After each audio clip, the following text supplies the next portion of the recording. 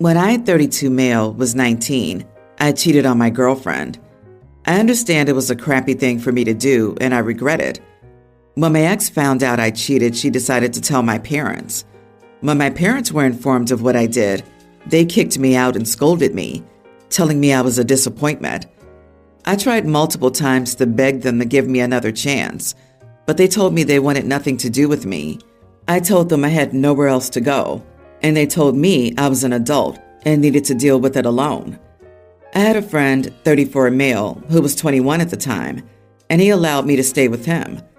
I was grateful, but still hurt that my family didn't want anything to do with me anymore. I even thought about suicide and would most likely have killed myself if I didn't have the support of my friend. My friend became my lifeline. He told me to stop focusing on those who didn't want me in their life and to start a new one with those who do. And that's exactly what I did. Over time, I grew closer to my friend, and we eventually got married 4 years ago. My husband has been my rock, and I'm eternally grateful for him. However, 3 days ago, my sister-in-law came over because she told me and my husband that she had good news to tell us. She told me that for the past 7 years, she'd kept in contact with my sister as she wanted to keep tabs on me. She said my sister told her my family wanted to reconnect with me.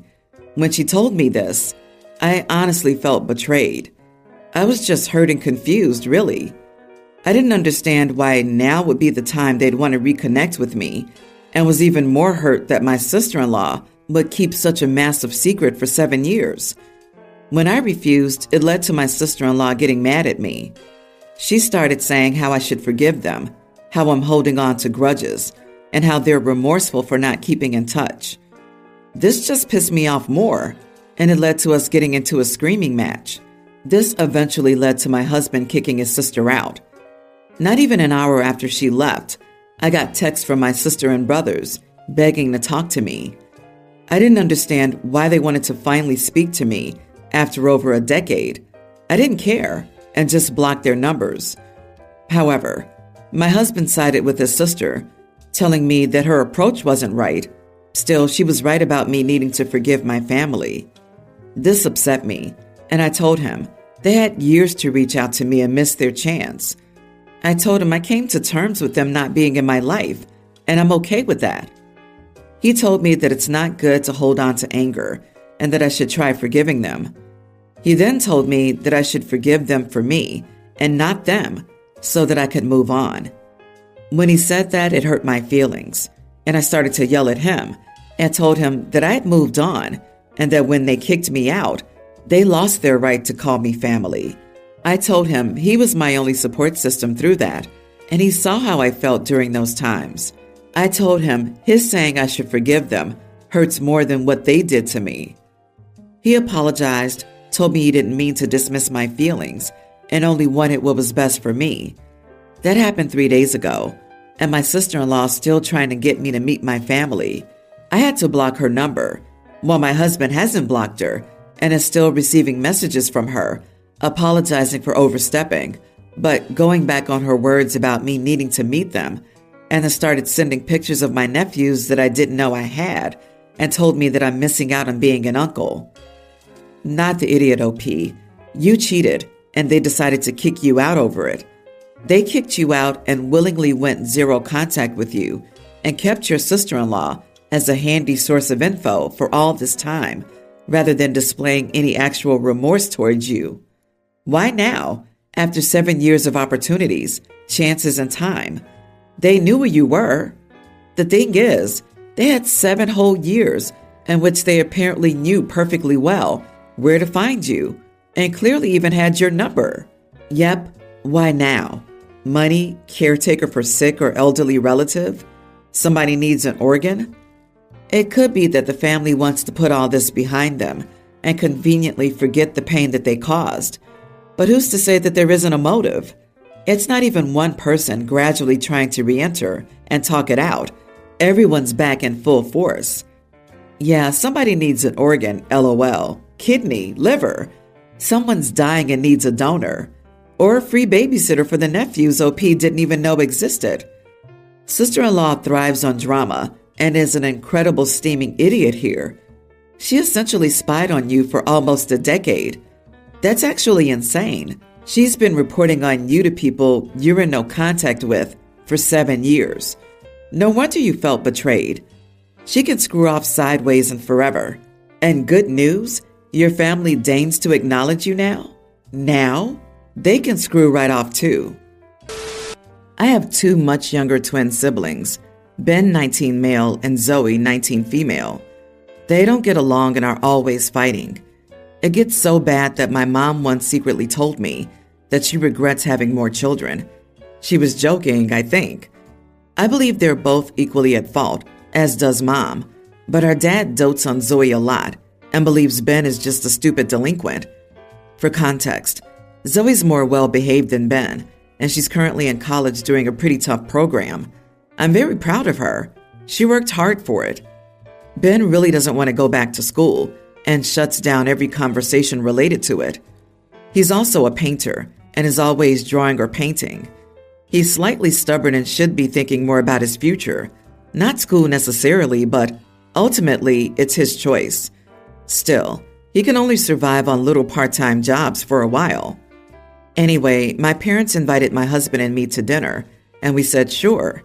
I could tell Ben and Zoe were fighting when we arrived, but they said nothing.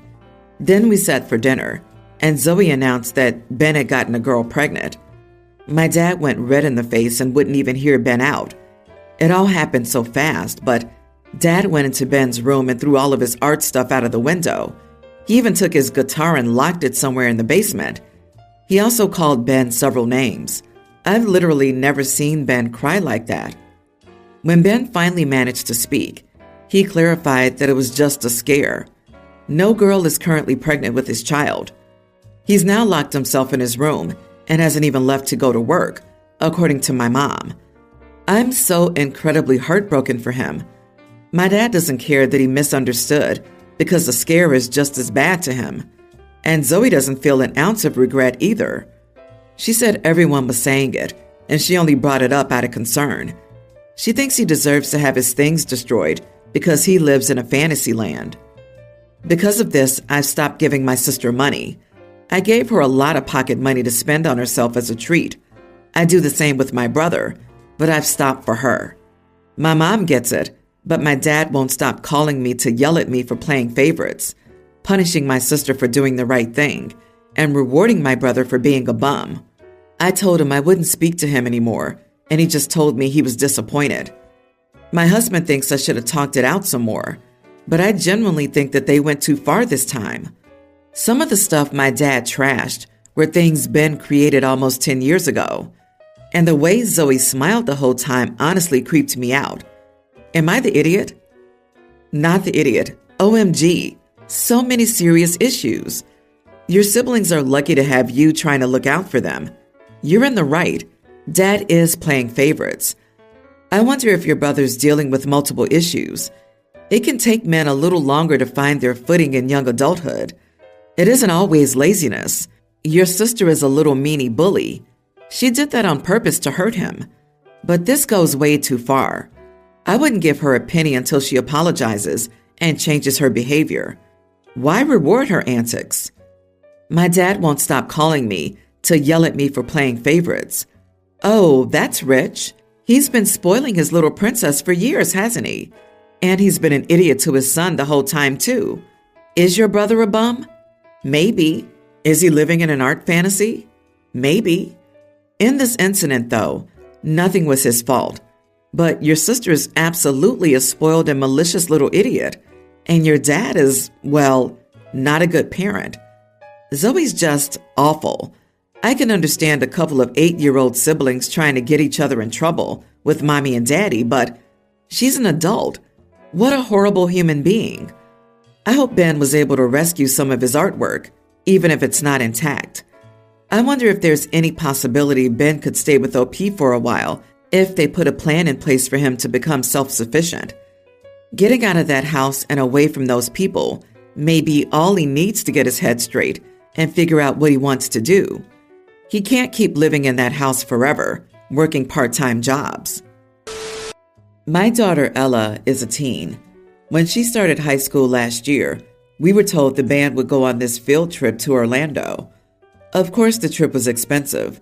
Since Ella's growing up, my husband and I have decided she would have to pay half of the cost if she wanted to go. Ella agreed and started spending weekends or teacher workdays on holidays babysitting her siblings, a male kindergartner and a female tween, for $22 an hour. Either my husband or I would stay home and make sure everything was all right, and if there were times that both of us had to be out of the house, we'd ask our neighbors to keep an eye out and paid Ella $25 an hour. We were never gone for more than 2 hours. With babysitting, some family members graciously provided her with money to help her out, cleaning and some money she already had saved. Ella made a good amount of money, which we were so proud of her, and made sure to voice this to her. Ella could make enough money quickly, so we planned to sign her up for the trip. But earlier this week, I was informed that Ella had been mistreating a girl in her grade for having a mental illness, writing awful notes and putting them in the girl's bag, spreading disgusting and derogatory rumors, and posting things about her online. It's a whole mess. When I was called in, I could barely even listen in the moment after I was told that my daughter was bullying someone. I thought I had raised her right and taught her to treat everyone respectfully and with kindness. I've never seen any signs or behavior that would ever indicate that Ella even thought badly about others. And now, after all these years, I'm told she fat-shamed a younger teen girl. Her excuse is that someone with an illness shouldn't be allowed to get a higher test score than her. Ella was given a suspension, but it was very short. The school's motto is that they don't tolerate bullying, yet it feels as if she was only given a slap on the wrist and told not to do it again. It also feels wrong that I'm thinking this way, but I think more should be done. The girl Ella had bullied is also in the band, and I'm pretty sure she'll be going to Orlando. Would it be wrong if I didn't allow Ella to go on this trip? She paid for half of the trip, but I don't think she deserves to go. I can't think of any other way to punish her. She loves to read and isn't on her phone often. She has many friends but doesn't hang out often with them. What am I supposed to do? Take away her books and make her hang out with her friends more? Yeah, I think the trip is a good lesson, but my husband and a good friend don't agree with this decision because Ella worked for that money. I understand what they mean, which is why, of course, I'll let Ella keep what she earned, just not let her go on the trip. I don't want that girl to have any possibility of being bullied again. Am I the idiot if I didn't let my daughter go on a trip, even though she paid for it? Not the idiot. She did a great job earning the money for her band trip. She bullied another kid and had to face the consequences. Both of these things can be true and are true. It sounds like a fair punishment to me. The result is that she lost the privilege to go on this cool trip. Even though it's been in the works for a long time, it's still a privilege. She's also lost your trust in her ability to behave appropriately when you're not around. So how could you let her go? You obviously want to ensure this girl's emotional safety on the trip, and you just can't trust your daughter to help with that. I wish more parents thought like you do. Banning the daughter from going on the trip ensures the girl's emotional safety on the trip. But what about after the trip and before the trip? Why do I seem to be the only one seeing the risk of the bullying getting worse? OP must devise some serious punishments and let the daughter know that if it happens again, she'll be in even worse trouble. It might head off any vindictive behavior. Can you chaperone the trip? If the teacher has enough chaperones, try explaining to the teacher why you'd like to be included. Frankly, I'd say let her go on the trip, but you shadow her every move as if she were still 2 years old, even having her share your hotel room instead of another student. Because she's shown that she can't be trusted on her own to behave in a civilized manner. That way, the consequences of losing trust become very clear throughout the trip, as she realizes her class sees her being treated like an infant. Basically, she earned the right to go on the trip by earning the money. She also earned direct supervision on that trip by proving she couldn't be trusted otherwise. And overall, I'd address her sense of entitlement. She's not entitled to a better grade than someone else just because she's healthier. I, 28 female, recently gave birth to my son. My son has blonde hair, and so did I until I was like 4. And my hair's only gotten darker. My husband has black hair. I have very dark brown hair now, and our entire family has either one of these colors or similar. No one else has reacted negatively towards our son's blonde hair. My mom and stepdad came over once a week, as usual. My stepdad and I don't have a good relationship, nor is it bad, but every time they visited, he comments about my son's hair. He jokes about getting one of those DNA kits for my husband and son, how my husband maybe should check my phone and ask if I have any hot blonde coworkers I've spent a lot of time with, and more stuff in that way. My husband and I always tell him to stop. He's explained that it's basic genetics, since I had blonde hair. We always have been very polite in trying to get him to quit, but neither of us finds it even remotely funny. My mom doesn't say anything. I have talked with her and asked her to make him stop, but she says that she would rather not interfere with our relationship with him, and that my husband and I should talk more with him. My husband went to the kitchen to grab some snacks the last time they were over, and my stepdad followed. After a minute, I just heard my husband slam a cabinet and very loudly tell my stepdad to shut the heck up, or else he could get out immediately. Both my mom and I went to see what happened. My husband explained that my stepdad was going on again about me cheating on my husband. My husband lost it this time. I don't know, but I also did just that. I told them to leave and not return until he apologizes. They tried to talk and explain how my stepdad was just joking, but I was stern and wanted them to leave. They eventually did. I texted my mom later that night, trying to explain myself, as I felt bad for kicking her out too.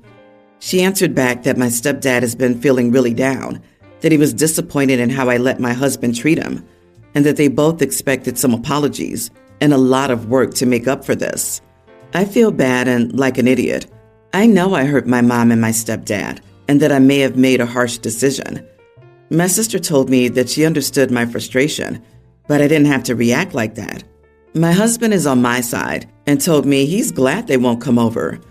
If I was an idiot for reacting like this, I would apologize. Wait, what? So you're supposed to not support your spouse's alleged bad behavior, but it's okay if your mom does? Nope, it was not an overreaction. It was a clear boundary that was set and then trespassed. He broke the rule because he thinks he has a right to, or that your rule is meaningless because it doesn't make sense or is stupid, and therefore doesn't apply to him. And it's clear that your mother's either completely oblivious or is an enabler. So I absolutely would hold your mother just as accountable as your stepfather. What are you supposed to say? I'm sorry your husband insulted me gravely multiple times in my own home, and I didn't kiss his butt in response? I don't care how disappointed your stepfather is. He brought this on himself. It sounds like they don't love or respect you, your husband, or your child. They're the ones who owe an apology 100%. You're not the idiot. I'm so sorry you're dealing with this. Ding, ding, ding. It ceased to be a joke once OP and the husband found it unfunny and told them to stop. And instead of respecting that, they doubled down and kept making unwelcome comments. Now they're getting to the consequences part of screw around and find out. I'd only consider apologizing for not kicking them out and putting them in low contact sooner, given their repeated harassment. It's interesting how OP's mom and stepdad are so concerned about stepdad's feelings, yet they clearly don't respect OP and her husband. They can apologize or deal with the consequences.